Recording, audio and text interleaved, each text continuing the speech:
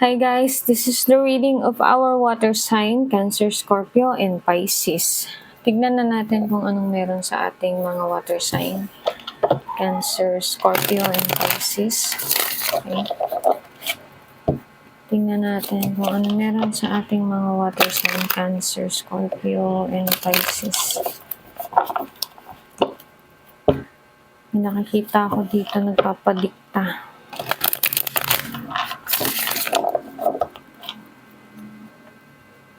Ay hindi ko iaan. Tingnan natin, i-shuffle natin ng ganito para malaman ko kung anong Okay.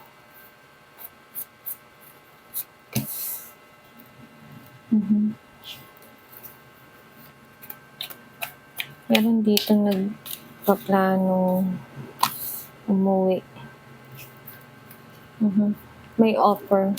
May offer, kundi pag-ibig, trabaho, business, ganyan. Hindi, may magbubuntis. Queen of Cups. May babae na buntis. Okay? Sino ito? Kakilala mo to, itong buntis na to. Oh, may mag-asawa. Okay. Okay. May mag-asawa dito yung babae. Or kung hindi man mag-asawa to, yung babae napaka-generous, mapera yung babae. Yung lalaki ang may asawa pala. Okay. Yung lalaki ang may asawa. At ang laki ng pag-iisip niya sa'yo ngayon. Iniisip-isip ka niya. Ayan. Iniisip niyang gusto ka niya makausap, gusto ka niya makaharap. Pero ang laki ng problema niya. Iniisip niya kasi parang may kulang sa kanya. Parang may hindi makatotohanan sa kanya. Ganyan. Ikaw, naka-guard up ka na kasi ayaw mo nang malink sa may asawa. Kaso nalink ka na naman sa may asawa. Ayan o. Merong buntis, ganyan. Ayan. Ayan. Tapos, andito yung umiiwas ka na, tapos may pagtatalo. Hindi ka makapag-desisyon, nagbubulag-bulagan.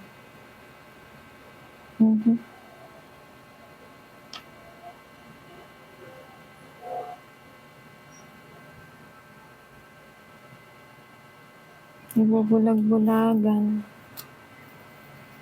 Oo, mali dito yan. Nagbubulag-bulagan tapos meron ka malalaman na katotohanan, sikreto. Gamitin mo lang yung talas ng pakiramdam mo. Water sign, Cancer, Scorpio, and Pisces. Yeah. Kailangan mo lang gamitin yung talas ng pakiramdam mo. Andito rin yung The Chariot. Kailangan mo mag-take action, laksan mo yung loob mo. Tapos, para magkaroon ka ng lakas din at lakas ng loob, kailangan mo munang magpahinga, water sign. Okay? Just take some rest. Tapos, kusang mangyayari yung the chaos. Pag sinabing na chaos, merong katotohanan na magtatapos doon sa mga toxic na nangyayari ngayon sa'yo. Okay? Merong katotohanan na mismong si universe na ang magbibigay ng end. Okay? Kailangan mo lang magpahinga. Okay?